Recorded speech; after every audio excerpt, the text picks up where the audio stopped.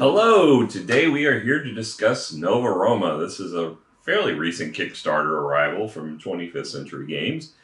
But before we discuss it any further, make sure you hit that subscribe button and the notification bell down there because you don't want to miss out on any of these games we got coming up in 2024. That's right. Our first one, well, 2024. It's not the first one that get posted because I've got several. It's the first one recorded. First one recorded in 2024 on New Year's Day. That's so right. Happy New Year to you guys. Happy New Year. So they'll probably post it in like March. So Happy New Year in whenever March. he gets to it.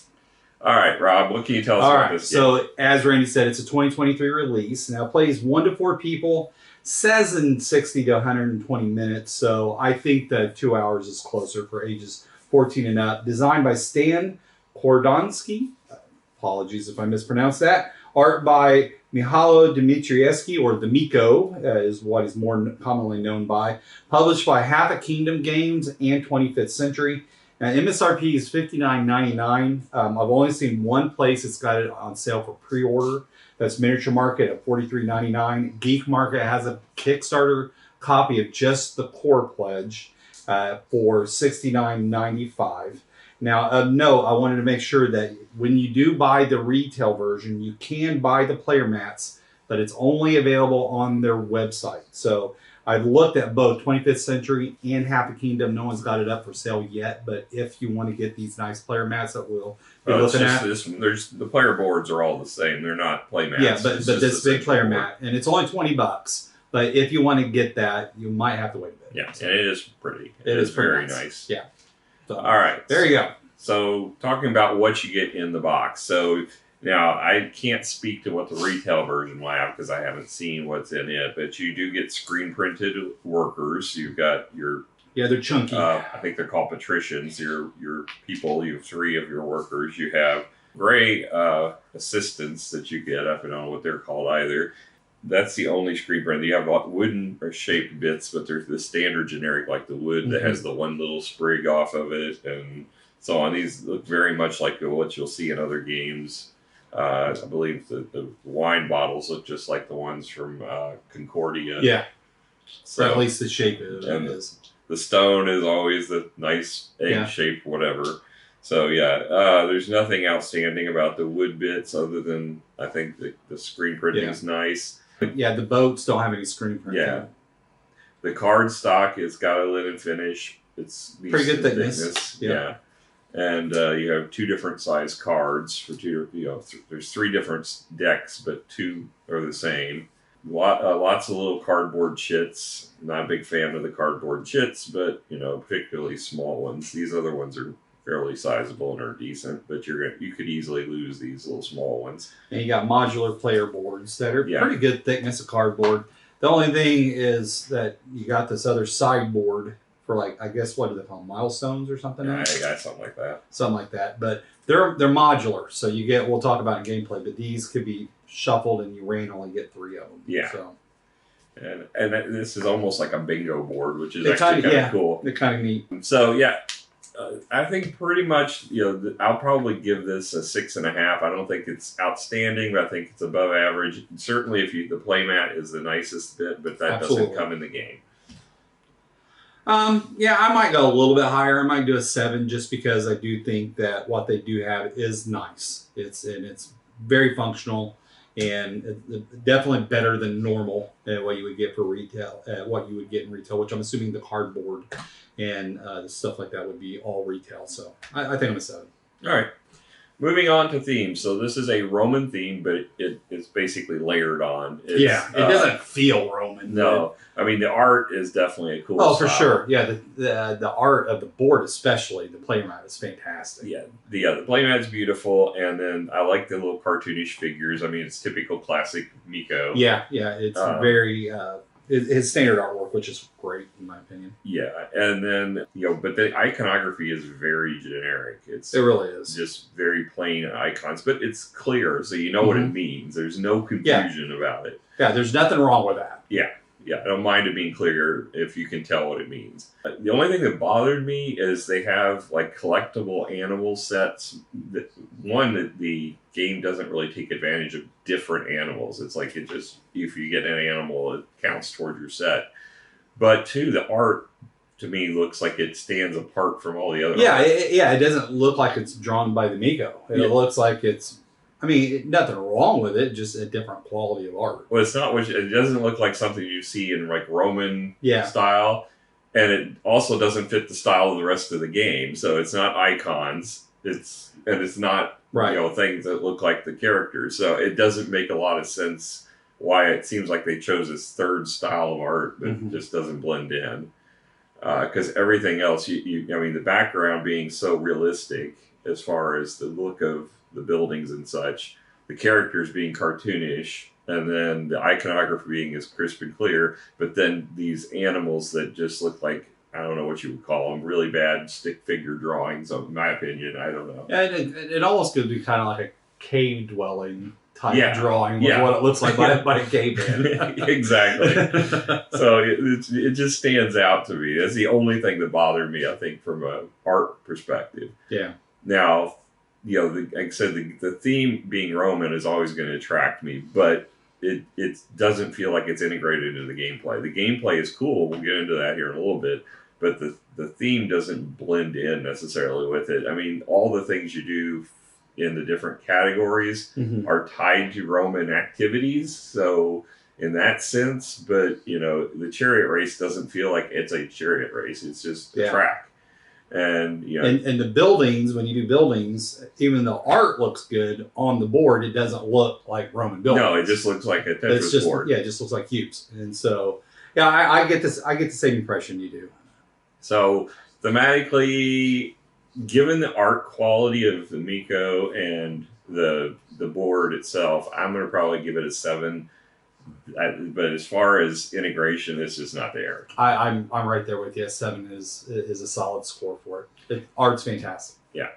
All right. Moving on to the rule book. So the rule book is 24 pages in length. It's a good size font, which is really nice, and there's a lot of blank space in the rule book, so it's not a heavy read. It has a partial cover, matches the front of the box, and then the kind of an introduction about basically the history of things that happened under Emperor Constantine during the Rome. Which I always appreciate that. I like it when they put a lot of work into developing the theme of the game, and that does help. They have the components, nice pictures with the count of things. That's what I like to see. The table of contents, it's completely unnecessary because it's a 24-page rulebook, but they got a little table of contents. You don't see that very often. No, you don't. The setup is very clearly done. They got 2 different colors showing you the main board and then your auxiliary pieces for your player board. And then you've got the gameplay, which is broken into basically the different phases of the game, logically the way it makes sense, selecting your actions, because this is definitely an action selection game. And then each of the different actions, what they do. And that's really the gist of the game, of the action selections. And then you have the cleanup phase, which is very short, additional rules for 2 players that you have to adapt, and then how you score at the end of the game. And that's all there is to it. Very straightforward. It's actually 16 pages by that point. And you get a cheat sheet.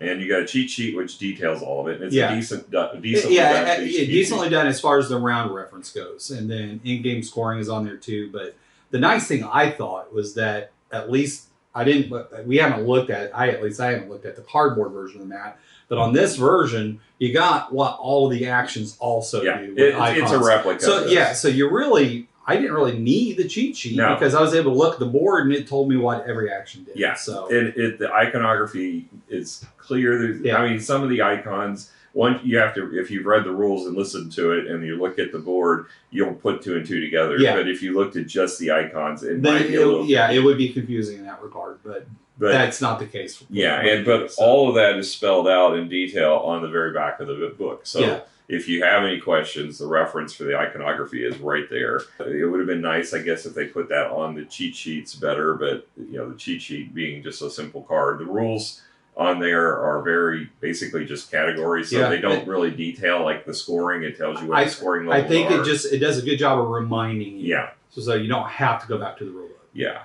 So they have index for all the tiles, telling you what the tiles do, which is good. Solo rules go from page 21 to 23.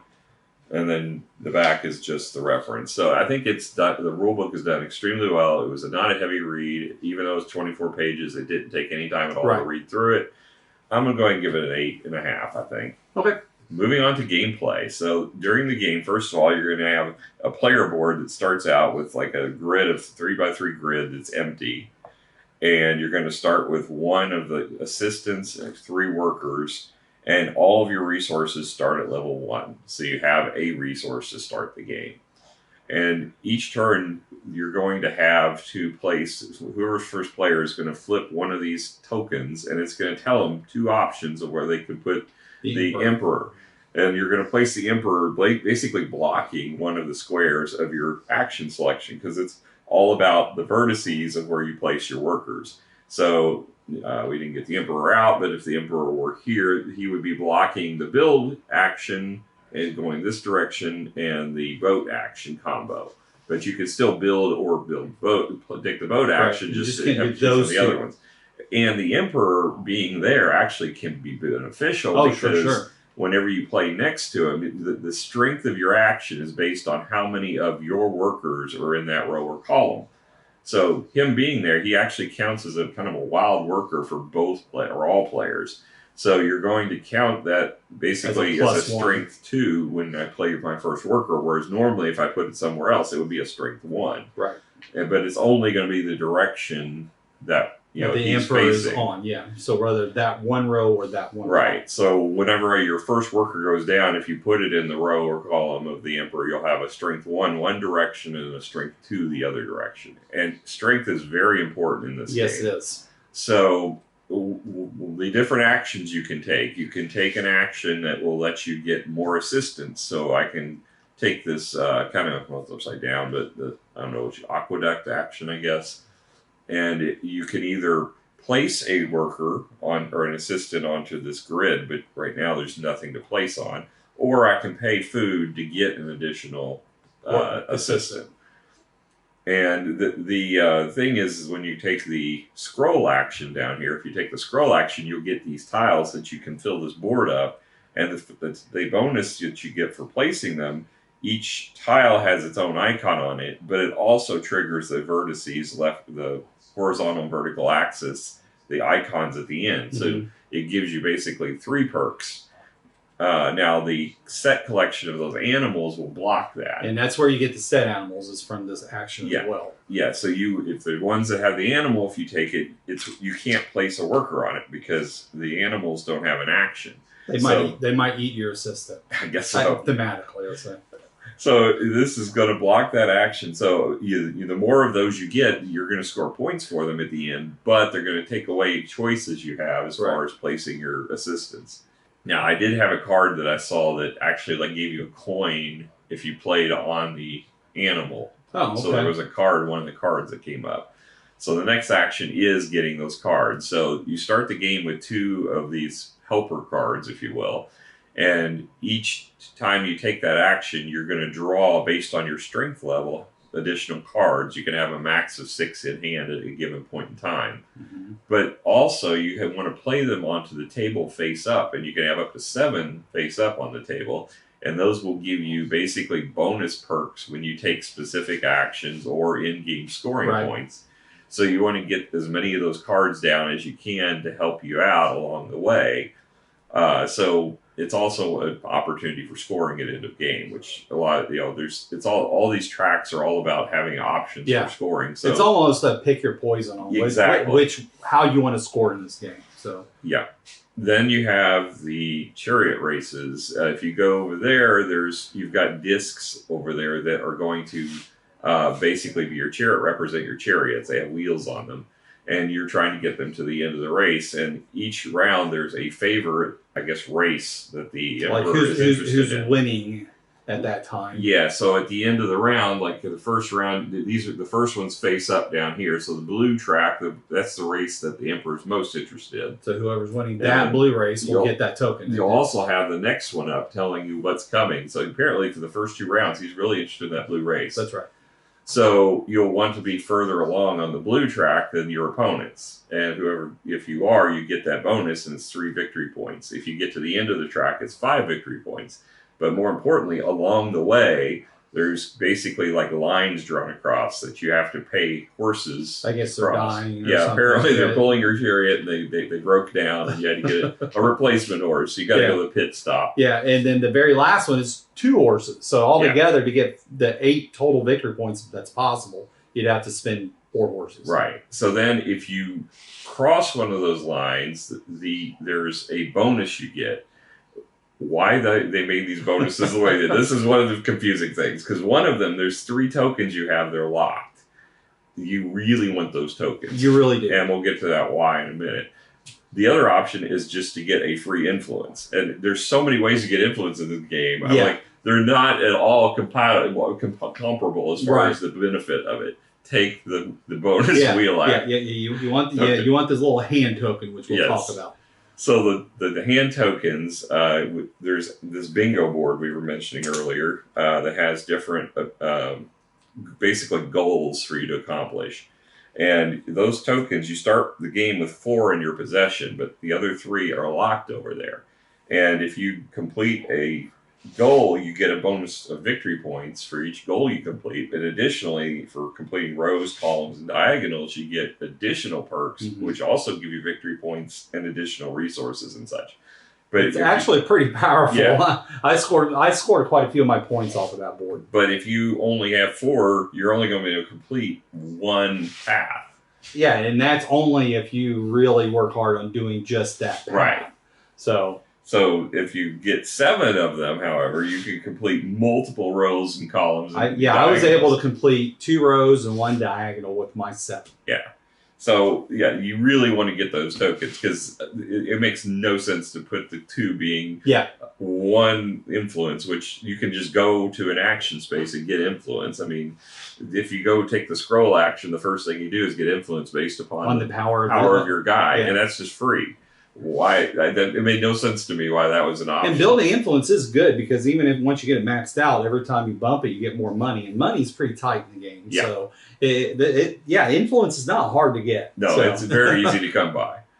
And then the scale action, you get money here. So same thing. If you based on your strength, you get money. But you also then can use that money to buy as many resources. They're all 1 for 1. So you can buy as many resources as you want or need of a given type. And we already talked about the aqueduct. The other actions you can take the build action. The build is kind of a Tetris action. So I spent most of my time building and sailing. The build action, you're going to basically complete contracts that are up here at the top, and your strength lets you pick which contract you, based upon your strength level up to 3, you get free action to choose. And now the more resources pictured on it, the bigger the area that you will get. So like this one here takes up 4 spaces, but it costs one of the assistants you have to give back up, and you get two of your resources, a wood and one of your choice. Right. And you complete that, you get to place cubes in the formation of the picture, which is a square, 2 by 2 square. So you're going to find a spot on the board, and based upon the level you're at, because this is level 1, this is level 2, and this is level 3, based on your strength. But they're worth more points the further you get at the end of the game. And it's an area control. Yeah, at the end of the game, you get points for area control, but also there's resources that if you surround them completely. Yeah, orthogonally and diagonally. Yeah, diagonal has to be surrounded too. And then you get that resource. And if multiple people contributed, they all get that resource. So, I love Tetris-y part, so this attracted my attention. And I like that part too, but I just found that focusing on trying to get the resources is not that useful. It's more about the area control and trying to get those scores. But the contracts give you victory points, as do the area control. So I mean, there's a lot of points there, but I think I looked at it wrong when I just started playing. It was like, ooh, I could get some resources. It's easier to get resources elsewhere in the game, not in this action. Yeah. So I wouldn't focus on the resources. Yeah, if anything, I found the scale to be fairly insignificant for me because I was getting resources from playing my assistants over to my actions on the board. I never even went there. Now, I did run out of horses a few times as a result. Right. But it wasn't, to me, it wasn't worth the action that I was giving up to go there. The shipping, it's similar. You have a contract that you're fulfilling there each time. There's no victory points associated with those contracts, though. But it's just the opportunity to move your boat. Yeah, each time you move your boat, and they have restrictions of how much you have to move it to get to the next level, you are going to get victory points based on how far you're down the path. And there's 2 paths you can go down. Once you're on the path, you can't turn around and backtrack. But if you reach the end of the goal first, you can get 14 victory points for that. And if you don't reach the goal, then you get 7 or 3, depending on how far you are down the path. But there's other action or other bonuses too. You can get influence, you get coin, you can go move up on the chariot race, and those can make a difference. Like you getting the extra companion or the worker card. I think that one helped you out quite a bit. Because I got a bunch of in-game scoring cards down, but you still won, but we were 2 points apart at the end of the game, and we went totally different styles. You built the chariots, and you raced. I mean, you got most of your points from the chariots.